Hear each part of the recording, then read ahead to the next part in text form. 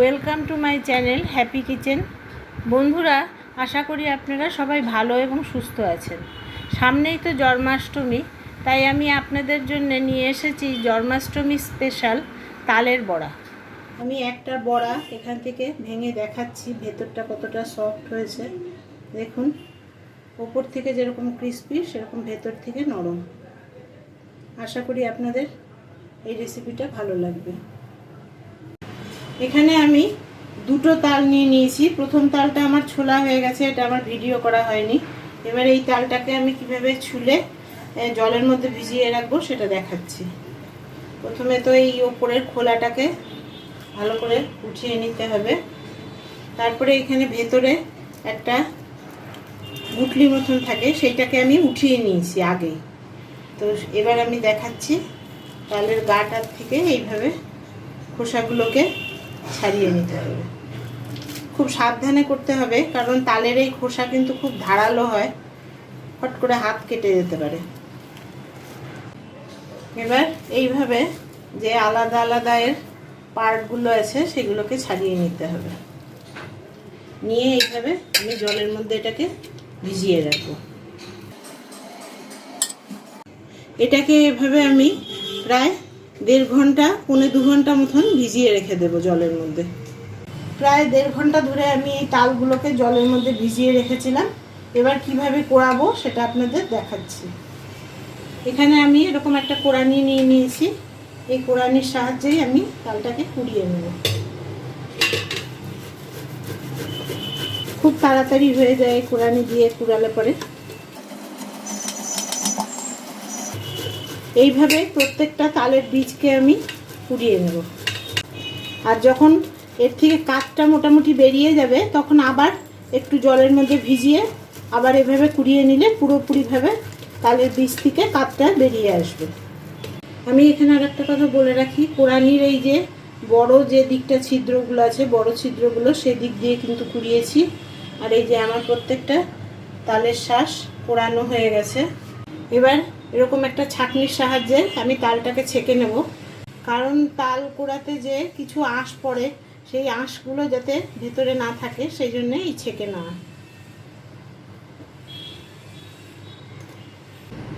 তাল ছেঁকে নেওয়ার জন্যে এই যে আঁশগুলো ছিল এগুলো বেরিয়ে গেল গোলার থেকে। আমি তালটা ছেঁকে নেওয়ার পরে এরকম একটা কাপড় নিয়ে নিয়েছি ছাঁকনির ওপরে। এর মধ্যে তালের গোলাটাকে আমি ঢেলে দিচ্ছি।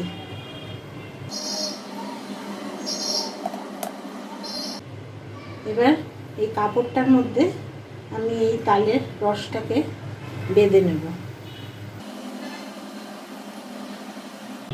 আমি একটা এরকম দড়ির সাহায্যে এটাকে বেঁধে নিচ্ছি।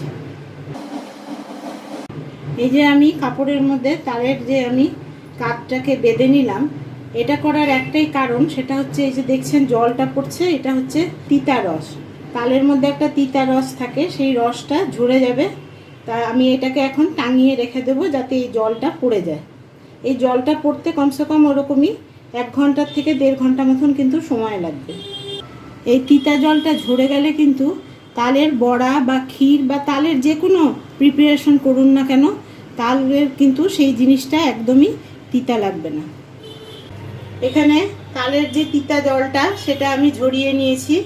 ঝরিয়ে নিয়ে আমার যতটুকু তাল হয়েছিল তার থেকে আমি একটু কমিয়ে রেখেছি, কারণ অনেক হয়ে যাচ্ছে দেখে।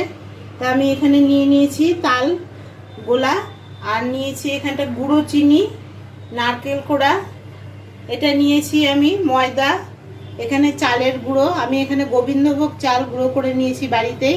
আর এখানে আছে সুজি। সুজিটা আমি একটু জল দিয়ে ভিজিয়ে রেখে দিয়েছিলাম। আর নিচ্ছি আমি এখানে গুঁড়ো দুধ, এটা অপশনাল, দিতেও পারেন নাও দিতে পারেন। প্রথমেই আমি এখানটা দিয়ে দিচ্ছি যে সুজিটা ভিজিয়ে রেখেছিলাম সেটা। আমি 1.5 মুঠ মতন সুজি নিয়ে এটা একটু জল দিয়ে, সামান্য জল দিয়ে ভিজিয়ে রেখেছিলাম। জলটা পুরোটাই সোক করে নিয়েছে সুজি। এখানে আমি মেশাচ্ছি চালের গুঁড়ো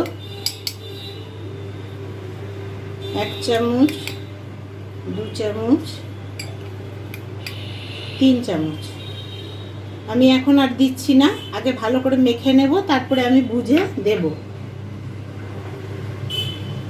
দিচ্ছি এখানে ময়দা। ময়দাও আমি এখানটা 3 চামচ দিচ্ছি।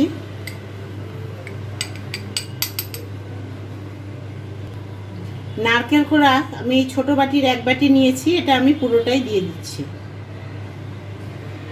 এখানে আমি গুঁড়ো দুধ অ্যাড করছি, এটাও একটা আন্দাজেই করব আমি। 2 চামচ, 3 চামচ, 4, 5, 6 চামচ। এই চামচের 6 চামচ আমি এখানে গুঁড়ো দুধ অ্যাড করলাম। এবার এটাকে আমি ভালো করে মেখে নেব তালের গোলার সাথে। আমি এখানে 3 চামচ প্রথমে চালের গুঁড়ো দিয়েছিলাম, তো এখানে আমার আরও 2 চামচ বেঁচে আছে, তাহলে আমি এটাও দিয়ে দিচ্ছি। মোট আমি 5 চামচ এখানটা চালের গুঁড়ো ইউজ করলাম। ময়দাটাও আমি এখানে আগে 3 চামচ ইউজ করেছিলাম, তো এখানে মোট আমার আরও 2 চামচ আছে, সেটাও আমি ইউজ করে নিচ্ছি। তাহলে মোট আমি ময়দাও 5 চামচ ইউজ করলাম।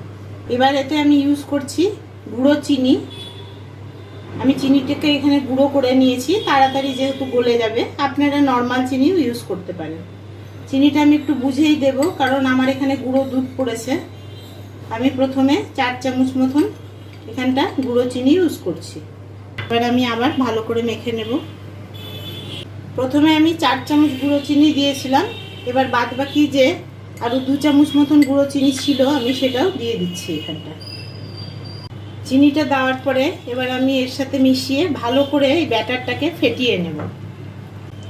চিনিটা কিন্তু বুঝে দিতে হবে, কেউ মিষ্টি বেশি খান, কেউ একটু মিষ্টি কম খান, যার যার টেস্ট অনুসারে চিনিটাকে অ্যাড করবে। ব্যাটারটা আমি ভালো করে ফেটিয়ে নিয়েছি। এবার 15 মিনিটের জন্য একটু আমি এটা ঢাকা দিয়ে রেখে দেব। গ্যাস ওভেনটা আমি ধরিয়ে নিচ্ছি, নিয়ে কড়াইটা এতে বসিয়ে দিচ্ছি। এবার কড়াইয়ের মধ্যে আমি দিয়ে দিচ্ছি রিফাইন অয়েল। তেলটা একটু বেশি করেই দিতে হবে। তেলটাকে কিন্তু আমার আস্তে আস্তে গরম করতে হবে, পুরো ফুল ফ্লেমে কিন্তু গরম করলে চলবে না। আমি সিমে করে রাখছি, ধিমিভাবে তেলটা গরম হবে। তেলটা গরম হয়ে গেছে আমি কিভাবে বুঝবো? এই যে এর মধ্যে আমি এই কাঠিটাকে ডুবিয়ে দিলাম। এবার দেখুন সামনে কীরকম কাঠিটার আশেপাশে বাবুল তৈরি হয়ে যাচ্ছে, তার মানে তেলটা আমার গরম হয়ে গেছে। গ্যাসের ফ্লেমটা কিন্তু আমার একদমই লো করা আছে। আমি আগে বড়াগুলো ছেড়ে নিচ্ছি।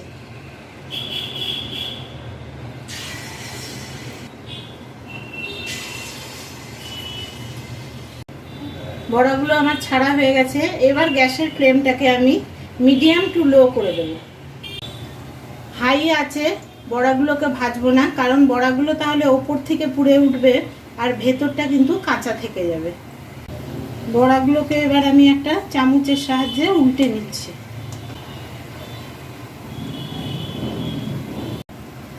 প্রথম চড়ার বড়াগুলো আমার ভাজা হয়ে গেছে, আমি এবার এগুলোকে তুলে নেব। এবার আমি দ্বিতীয় চড়ার বড়াগুলো দিচ্ছি এবং এইভাবেই আমি প্রত্যেকটা বড়া ভেজে নেব। একসাথে কিন্তু অনেকগুলো বড়া দিতে যাবেন না, তাহলে কিন্তু লেগে যাবে। একটু ফাঁকা রেখে রেখে বড়া দিতে হবে। তৈরি হয়ে গেছে আমার তালের বড়া। এবার আমি একটা সার্ভিং বলে এটা সার্ভ করে নিয়েছি। যদি আপনাদের এই রেসিপিটা ভালো লেগে থাকে তাহলে লাইক, শেয়ার, কমেন্ট এবং সাবস্ক্রাইব করতে ভুলবেন না। দেখা হচ্ছে পরের ভিডিওতে। Thank you.